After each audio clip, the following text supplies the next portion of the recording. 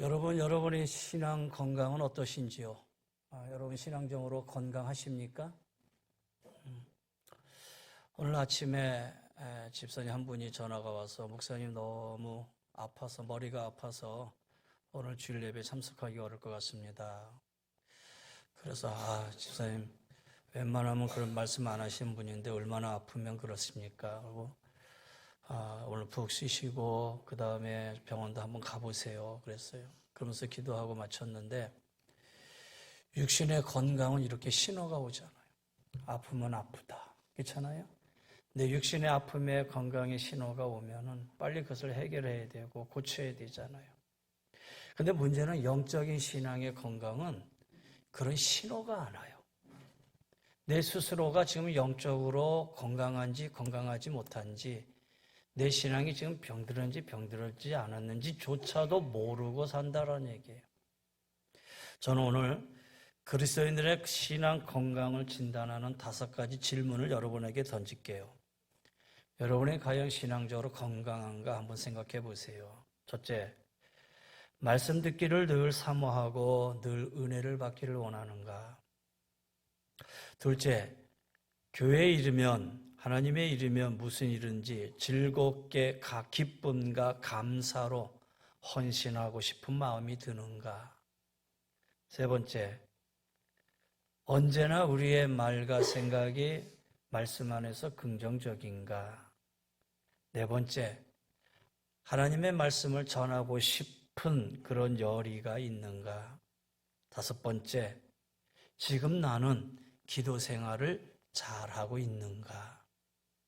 여러분, 이 5가지 질문에 여러분이 예라고 대답할 수 있다면 여러분의 지금의 신앙은 건강하다는 증거예요. 그런데 이 5가지 질문에 예라고 표현하는 마음이 없다면 우리의 신앙의 건강을 한번 뒤돌아보세요. 그리고 내 신앙, 영적인 건강도 한번 체킹해 볼 수 있는, 그래서 건강한 믿음으로 여러분 신앙생활을 할 수 있는 우리 성도님들 되시기를 주의 이름으로 간절히 권면하며 축원합니다. 이제 오늘 말씀을 한번 생각해 보려고 합니다. 예수 생명으로 사는 인생입니다. 여러분, 우리가 비행기를 타면 경험하는 게 있지요. 비행기를 타서 비행기를 이륙하는 거고 착륙할 때 여기서 비행기를 타고 쭉 올라가는데 갑자기 컴컴해지더니 그 위를 쑥 올라가니까 아주 햇빛이 쨍쨍하게 비쳐요. 왜 그러죠? 하늘과 이 땅에 구름이라는 것이 있어서 구름을 뚫고 올라갈 때까지는 어두운 거예요. 근데 그 위에 올라갔으면 햇빛이 구름 위로 쫙 비쳐요. 그리고 안전한 고도가 되면은 방송이 나오죠. 이제 화장실 왔다 갔다 해도 됩니다. 안전불도 부르고 자유롭게 해도 됩니다. 다시 착륙할 때에 위에서 쭉 고도를 낮추고 내려오면서 시커먼 데를 쭉 내려오면은 이제 비행기에서 내리게 되잖아요. 해가 있는데, 위에는 변함없이 해가 뜨고 있는데 이 땅에 구름이 껴 있으니까 바로 그 해가 여전히 밝게 띄어 있는지를 모르고 산다라는 거예요. 여러분, 하나님과 우리 사이에 혹시 끼어 있는 것들이 뭐가 있나 한번 생각해 보세요. 하나님과 우리의 관계 속에서 여러분, 하나님은 살아계셔요. 그 하나님은 창조의 하나님이시고 그 하나님은 어제나 오늘이나 내일이나 변함없는 동일하신 하나님이세요. 할렐루야. 우주를 볼 때에 바닷가의 모래 같은 태양, 바닷가의 모래 같은 이 태양도 없어지지 않는데 그 해를 창조하신 그 하나님은 더하시잖아요. 그 하나님은 무궁하신 하나님, 변함없는 하나님, 신실하신 하나님, 우리를 늘 사랑하시는 하나님. 그런데 문제는 이런 하나님의 이 사랑과 하나님의 무한하신 은혜를 우리가 느끼지 못하고 깨닫지 못하고 경험하지 못하고 살아가고 있다는 거예요. 말씀드리도록 우리의 신앙의 문제, 건강의 문제가 있다는 거예요. 그것은 하나님과 우리 사이에 구름이 낀 것처럼 뭔가 끼어 있어. 그래서 그 하나님을 보지 못하고 살아가고 있어요. 그것이 몇 가지가 있는데 오늘 본문을 통해서 한번 살펴보려고 그래요. 자, 오늘 본문의 1절에 그러므로 우리가 이 직분을 받아 긍휼하심을 입은 대로 낙심하지 아니하노니 그랬어요. 여러분, 우리는 하나님의 긍휼하심을 얻었어요. 하나님의 사랑이 우리 안에 풍부해요. 그래서 하나님이 우리에게 직분을 주셨어요. 그런데 문제는 긍휼하심을 입은 대로 직분을 받았는데 여기서 낙심하면 문제가 된다는 거예요. 낙심하는 순간 하나님의 보이지를 않는다라는 거예요. 낙심하는 순간 내 신앙과 믿음의 건강을 잃어버린다라는 거예요. 우리가 믿음의 길을 걷고 정직한 신실한 성도의 삶, 기도의 삶 하고 있잖아요. 근데 어느 순간에 내가 낙심하게 돼, 근심하게 돼, 염려하게 돼. 이유가 뭐였어요? 내가 지금까지 신앙생활을 한 것 같은데 하나님의 나의 기도를 응답해 준 것 같지도 않아. 하나님의 나의 삶을 돌봐주는 것 같지도 않아. 어느 한순간 그런 생각이 들 때 스스로 낙심하게 되는 거예요. 그런데 여러분, 그런 생각을 들게 하는 분이 하나님이겠어요? 아니잖아요. 사탄이 우리의 마음에 그런 마음을 넣어주는 거예요. 사탄이 우리에게 주는 시험 중 가장 큰 시험 중에 하나다라는 거예요. 여러분이 낙심하는 그 순간에 신앙이 흔들리고 하나님이 보이지 않고 더는 기도를 하지 못하게 만든다라는 거예요. 지난주 금요일 날 시편 88편을 통해서 아삽 자손의 시를 봤어요. 그 말씀, 그 시편 88편은 시편 중에 가장 처절한 시, 시편 중에서 가장 고통의 시, 가장 탄원의 시였어요. 근데 그 아삽 자손의 시는 그거예요. 하나님, 내가 살아있으나 죽은 자 같습니다. 나는 어릴 때부터 이 병을 얻어서 살아가는 평생의 삶입니다. 그래서 하나님, 나는 평생 살아있으나 죽은 자 같은 삶으로 살았습니다. 자기의 고통을 하나님 앞에 막 탄원을 하는 거예요. 처음부터 끝까지 탄원을 해요. 그런데 그 1절 말씀 속에서, 그 고통 속에서도 이 시인은 딱 붙들고 있는 게 하나가 있어요. 그는 뭐냐? 여호와 내 구원의 하나님이시여라는 거예요. 이 고통 중에서도 나를 구원해 주실 분은 하나님이십니다. 어릴 때부터 절망 가운데 있었지만은 그러나 구원의 하나님, 그 하나님은 나의 하나님입니다. 그 탄원 속의 고통 속에서도 그는 낙심하지 않고 있더라라는 거예요. 갈멜의 정상에서 바알과 아세라 선지자들 850명과 싸워 이긴 위대한 선지자 엘리야도 낙심하게 되니까 하나님께 대한 신앙이 흔들려요. 그래서 하나님이 맡기신 목양지를 버리고 도망쳐 나와요. 결국 로뎀나무 아래에 앉아서 하나님, 이럴 바에 나 죽여주세요. 그렇게 기도하는 절망에 빠지잖아요.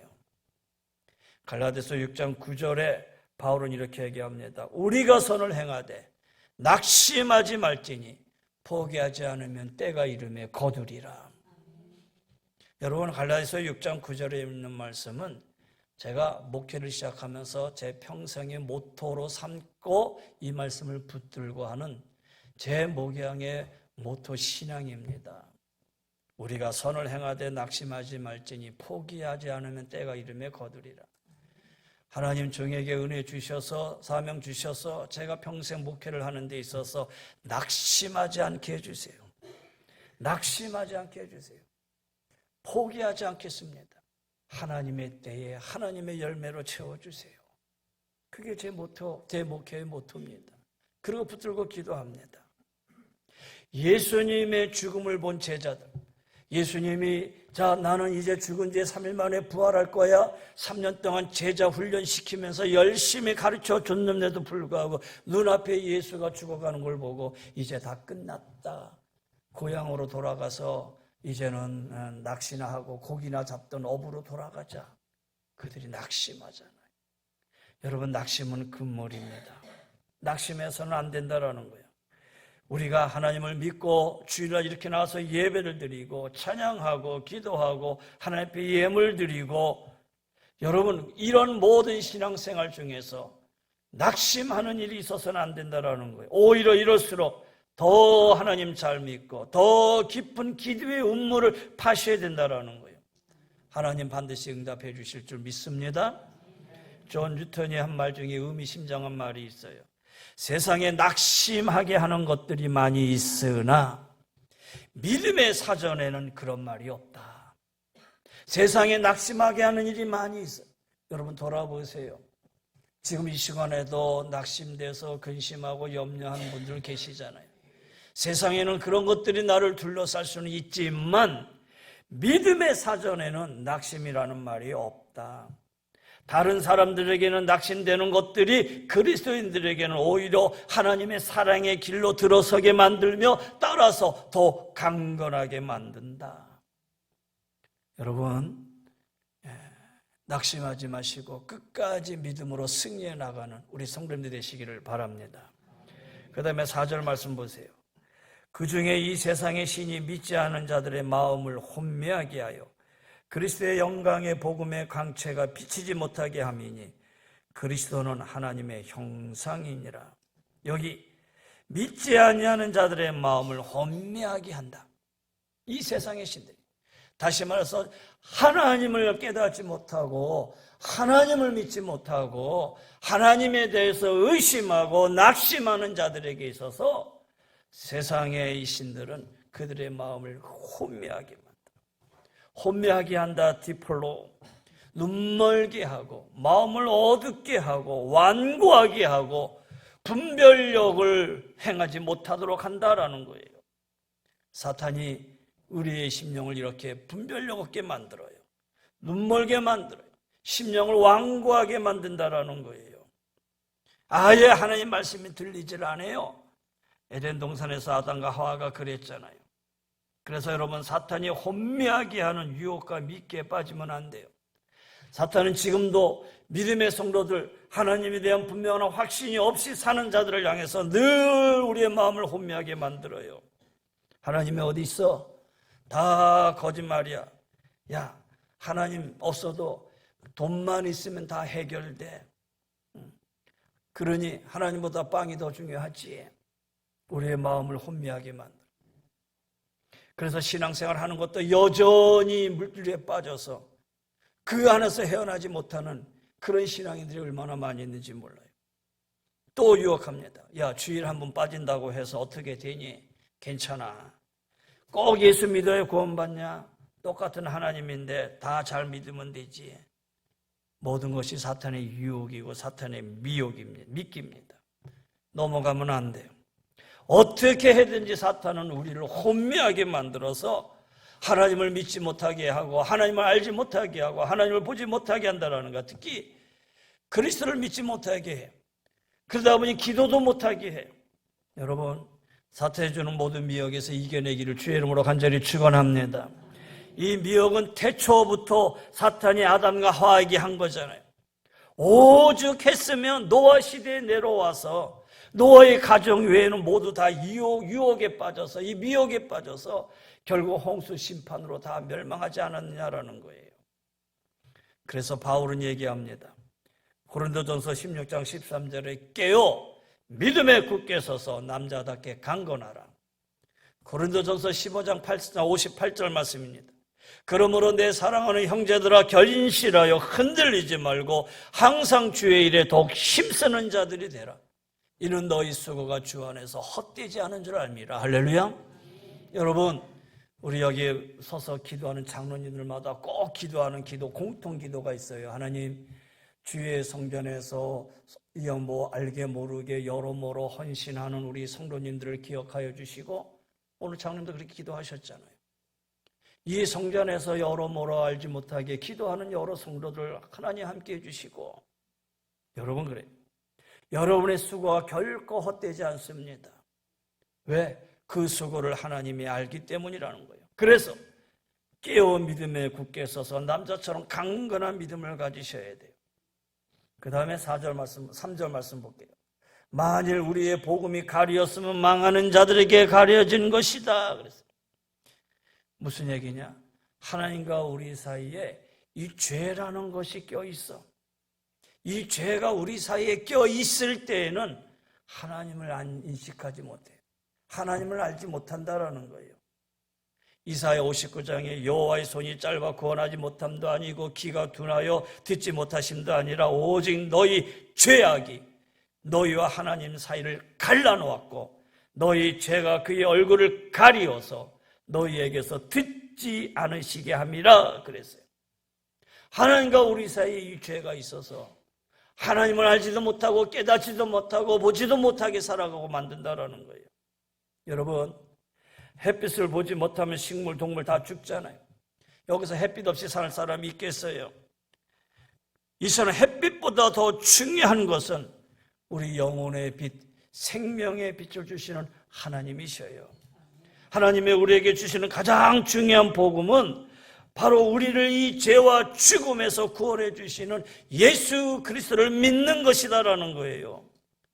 하나님은 너무도 이 소식을 우리에게 알리고 싶고 또 이 복음을 구원받게 하시기 위해서 예수 그리스도를 통하여 당신의 아들이 십자가에서 물과 피를 다 흘리게 한 거예요. 이것이 우리를 향한 하나님의 가장 깊으신 마음이고 이것이 우리를 향한 하나님의 가장 큰 사랑이다라는 거예요.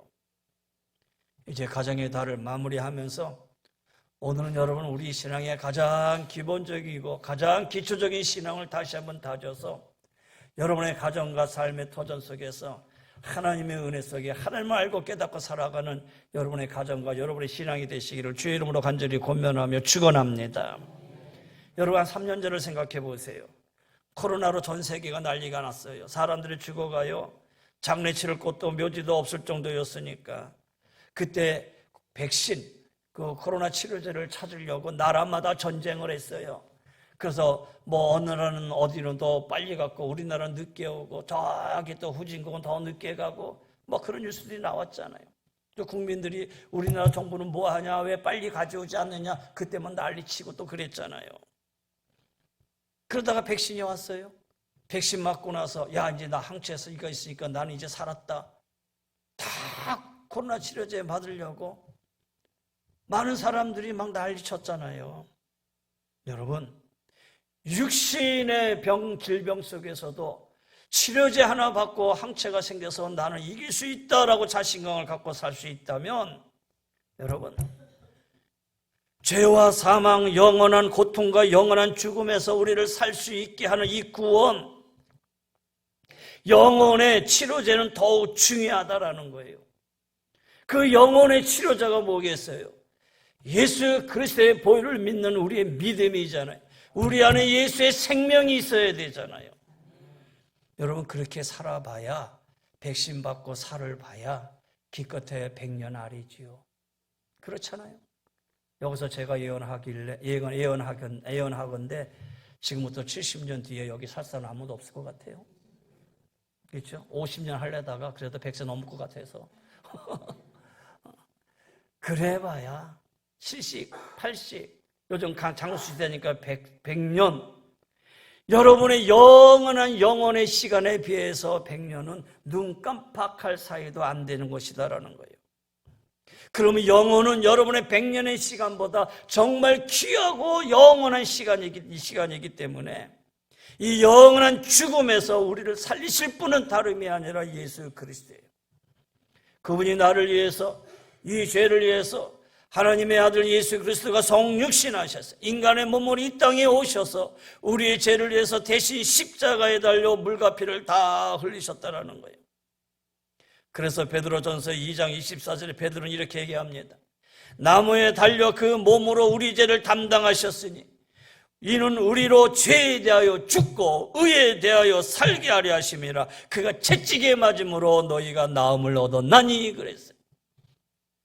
여러분, 예수 그리스도를 믿는 믿음, 이거 분명히 붙잡으셔서 그 믿음 안에서 여러분의 죄값을 다 해결하시길 바랍니다. 하나님 용서해 주셔서 감사합니다. 우리가 코로나 치료약을 먹으면 치료받듯이 예수 믿으면 죄와 영원한 죽음으로부터 구원받고 치료받는 거예요. 코로나 예방주사 맞고 거기에 항체를 가지고 나는 이제 살았다 하는 것처럼, 그래서 아무 데나 가서 식사도 하고 아무 데나 가서 막 대화도 하고 그랬던 것처럼, 여러분 예수의 피가 내 안에 있고 예수의 생명이 내 안에 있는 이상 바로 죽음도 두렵지 않습니다. 왜? 죽더라도 예수님처럼 다시 살 것을 또 믿기 때문이라는 거예요. 이 영원한 생명의 축복이 오늘 여러분의 삶 속에 믿음 안에서 다시 한번 샘솟이 일어나기를 주의 이름으로 간절히 권면하며 축원합니다. 이 영원한 생명, 이 생명을 가리켜 예수의 생명이다라고 말하는 거예요.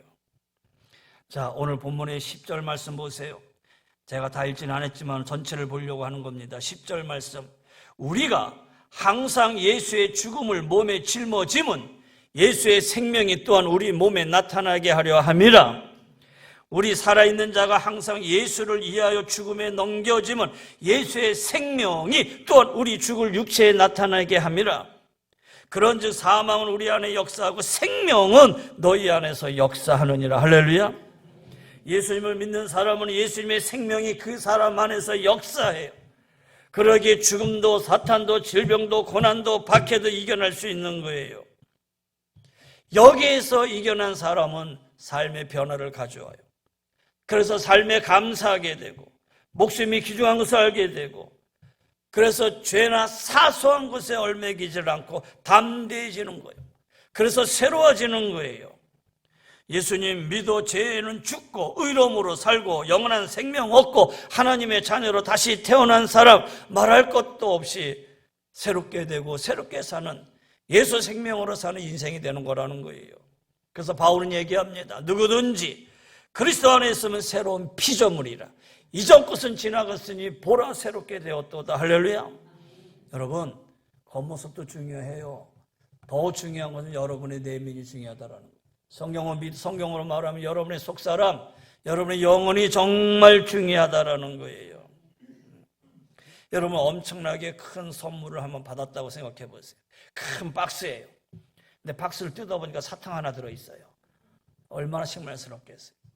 근데 누군가가 조그만 박스, 조그만 선물을 하나 갖다 줬어요. 이 조그만 거에 열어봤더니 그 안에 다이아몬드가 있어요. 얼마나 중요합니까? 겉이 중요한 게 아니에요. 그렇잖아요. 보이는 것이 중요한 게 아니라는 거예요. 보이지 않는 안이도 중요한 것이다라는 거예요. 속이 더 중요한 거예요. 인간에 대한 값과 가치, 겉으로도 중요해요, 사실은. 그러나 그보다 더 중요한 것은 여러분의 안, 영혼 속이 더 중요하다는 거예요. 그래서 육체의 건강보다 내 취미보다 영혼의 건강, 진리의 빛이 더 중요한 거예요. 여러분, 상품에 대한 값은 누가 정합니까? 그 상품을 만든 회사에서 정하잖아요. 똑같아요. 그 사람을 만들고 살리신 하나님이 그 사람의 값을 정하시는 거예요.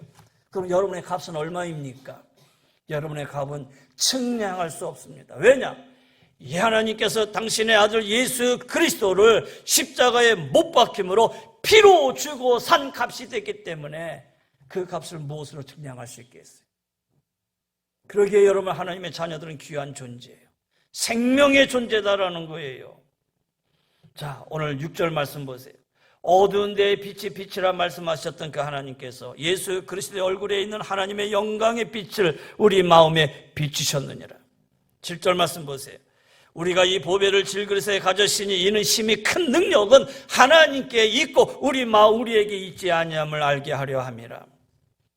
여러분, 우리는 질그릇 같은 존재예요. 그래서 때로는 우리가 병으로 넘어지기도 하고 쓰러지기도 하고 또 감기 걸렸다가도 또 낫듯이 뚝 털어버리고 나을 수도 있는 것이 우리 육체잖아요. 왜? 그 안에서 하나님이 역사하시기 때문이에요. 그래서 무엇보다 중요한 것은 그 보배를 질그릇에 가진 우리를 겉사람이 깨어지는 그런 질그릇 같은 존재지만 이 안에 보배는 예수가 담겨져 있어요. 그러면 어떤 상황에도 망하지 않는다는 거예요. 왜? 하나님이 우리를 살리시기 때문이에요. 오늘 그 다음에 보세요. 8절부터 볼게요. 사방으로 우겨쌈을 당하여도 쌓이지 아니하며 답답한 일을 당하여도 낙심하지 아니하고 박해를 받아도 버림받지 아니하고 거꾸로짐을 당하여도 망하지 아니하고 하나님을 믿는 우리를 하나님께서는 버리지도 망하지도 않게 하신다라는 거예요. 사랑하는 성도 여러분, 예수의 생명으로 채워진 여러분에게 있어서는 사방이 우리를 공격해도 쌓이지 않는다는 거예요. 혹 살아가는 데서 답답한 일을 당하여도 나는 낙심하지 않는다는 거예요. 내가 여러 가지 그리스도를 믿는 신앙 안에서 박해를 당해도 버림받지 않아요. 하나님이 붙으시기 때문이에요. 여러분이 혹 우리의 육체의 여러 가지 일로에서 거꾸리팀을 당한다 하더라도 결코 망하지를 않는다라는 거예요. 왜? 예수 생명 있는 우리를 누가 붙들고 계시기 때문에 하나님이 붙들고 계시기 때문이에요. 오래전에 우리 성도들과 2차 성지 순례를 갔다 온 적이 있어요. 그때 터키죠.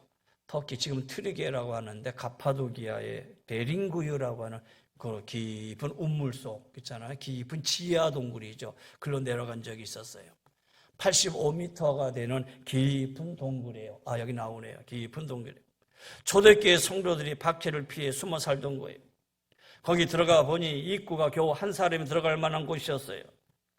들어가다 봐도 아주 깊어서 힘들 정도였어요. 그런데 중간중간에 큰 돌로 이렇게 막을 수 있게 해놓았어요. 왜? 적들이 막 쳐들어오면 남자 여자 여러 명이 이렇게 돌을 굴리면 그 입구를 탁 막을 수 있게끔 만들어놨다라는 거예요. 그 안에 학교, 교회, 식당, 각자의 집, 침실 다 있어요. 실제적으로 2만 명까지 살았다 그래요. 어떤 분은 박해 때문에 평생을 그곳에 산 분도 있어요. 이렇게 살 수 있었던 것은 놀랍게도 4개의 통풍구가 있어가지고 그 통풍에도 통풍이 되는 거예요. 이들이 초대교회 성도들이 이 안에서 이렇게 살 수 있었던 이유, 사방으로 우겨쌈을 당하여도 쌓이지 아니하고 답답한 일을 당하여도 낙심하지 아니하고 박해를 받아도 버림받지 아니하고 거꾸림을 당하도 망하지 아니하는 이 믿음을 가지고 있었기 때문이에요. 사랑하는 성도 여러분, 이 믿음으로 여러분의 삶도 승리하시기를 바랍니다. 러시아의 문호 레오 톨스토이가 이런 말을 합니다. 인간의 절망은 하나님의 기회고 인간의 끝은 하나님의 시작이다. 인간의 절망은 하나님의 우리에게 주신 기회다. 인간의 끝은 하나님의 새로운 시작이다. 여러분, 이 믿음 가지시기를 주의 이름으로 간절히 축원합니다. 또 초대교회 성도들이 고난과 박해 그런 가운데서도 자신들의 믿음을 잘 드러낸 말씀이 있어요. 그 말씀이 히브리서 11장에 있는 말씀이에요. 히브리서 11장 33절부터 제가 읽어드릴게요.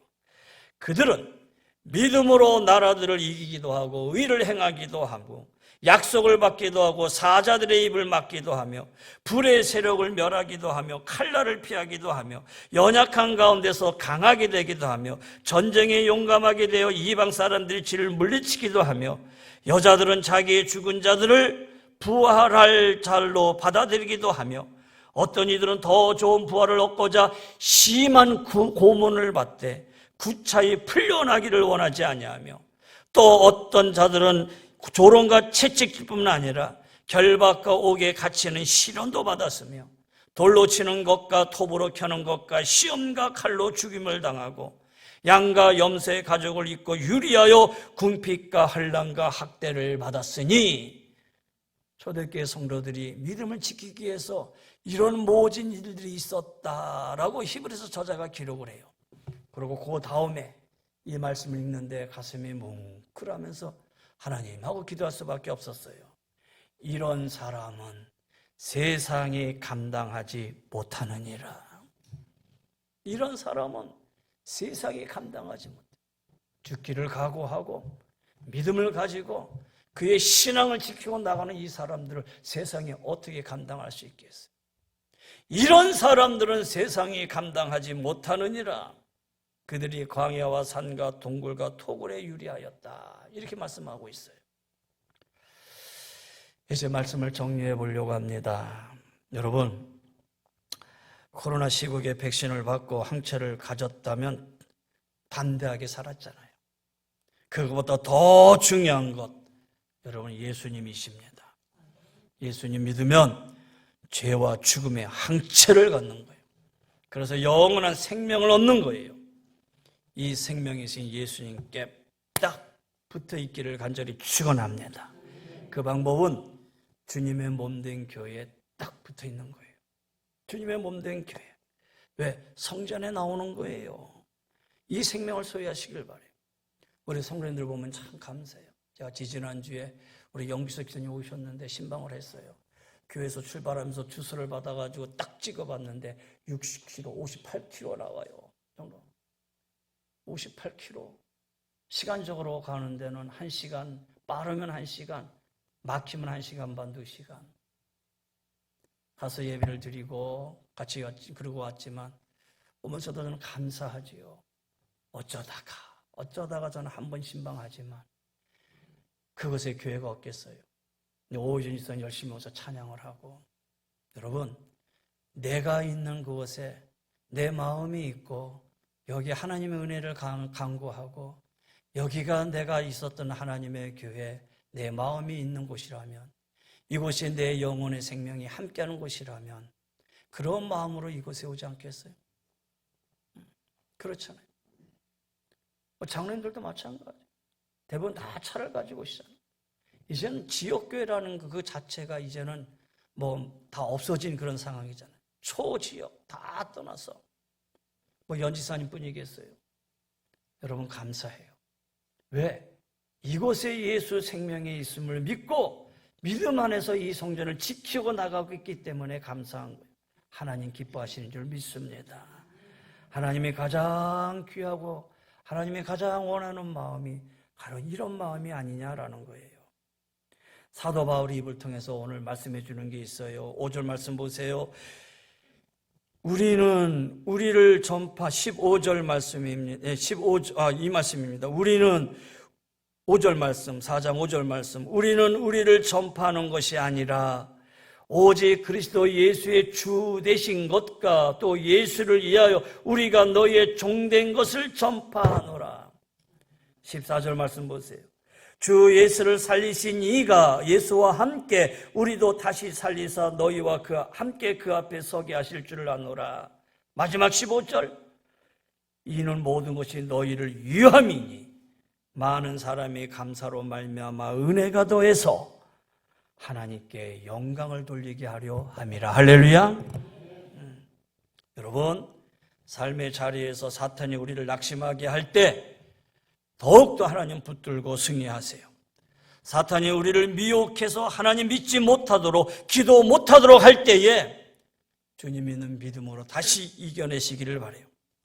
죄를 짓도록 우리를 유혹할 때 여러분 믿음으로 승리하세요. 예수님 생명 갖고 사시기를 축복합니다.